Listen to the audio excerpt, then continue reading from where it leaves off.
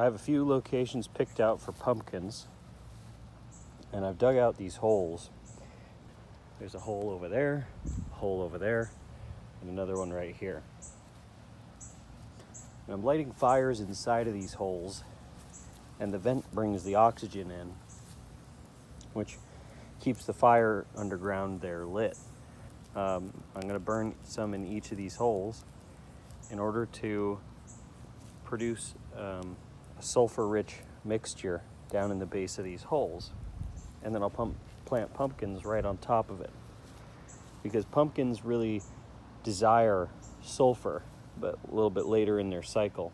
So this will give enough depth that it won't hit it immediately, and if that happens to be too hot of material, then the roots will die when they touch it, but they'll go around it and they'll suck nutrients from the soil around it, which will have all that sulfur in it. All right, so down deep in that hole, there's some white ash, and I'm just covering it up with dirt. And then I'm putting some compost sort of in the middle somewhere, just so that there's a little bit of nutrition down there somewhere.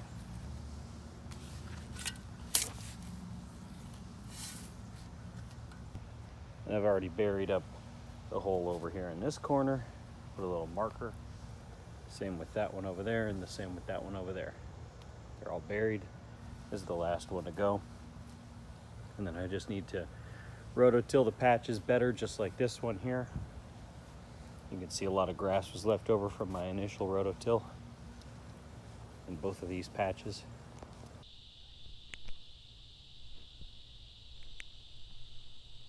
Okay, it's out here working on the sunflowers today. I dug all these holes in a grid pattern where the sunflowers belong. And then in the bottom of the hole I put some compost that I just mixed with a lot of water. Made it kind of liquidy, let it spread out quite a bit. And then I'm just reburying the holes. And hopefully that'll allow these sunflowers to get twice as tall as they did last time.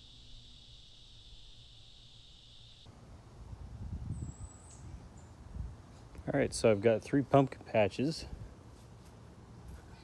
Nothing planted in them yet. But I've got a weed fabric down to keep the weeds down. Pumpkins don't like to compete. And then I've got some hay around. They would prefer bark chips, but that was a lot more expensive.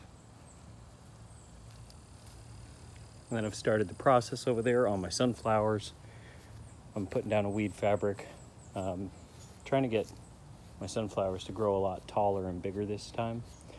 And competing with weeds had a lot to do with it. It took a lot of maintenance. So hopefully this will take most of the maintenance out. I've got 3 mango trees back here. They're all about this big. And they all started about half as high with 3 leaves each. They've been in the ground for maybe a month. They pretty much take care of themselves. I found that they burn. See these leaves here? They burn in the sun. So, you know, even though they're a tropical plant. So what I've been doing for them is just putting something in the way of the main sun of the day. And that seems to keep them pretty healthy. You know, that one's got those buckets sitting there, and this one's got this bucket. The bananas are getting pretty big here. That little one's still little, but that's okay. It's getting a lot bigger than it was. It was the size of a thumb, I believe, 2 seasons ago. These are all my habaneros. They're kind of suffering in their pots right now. They really want to be in the ground, but I haven't configured this garden bed yet for them. Oh, and there's a locust.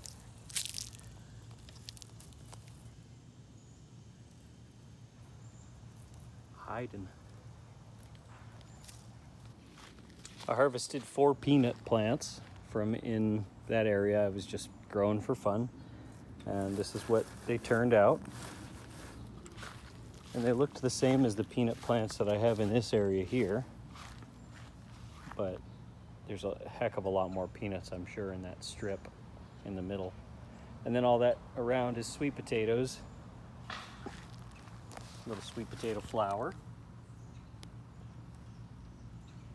They open up when it's sunny and they close when it's rainy. Yeah, all these leaves are edible and delicious. These are not as delicious, but they are just as edible. And then under the leaf barrier, they're all dug into the soil and hopefully growing me some nice big sweet potatoes.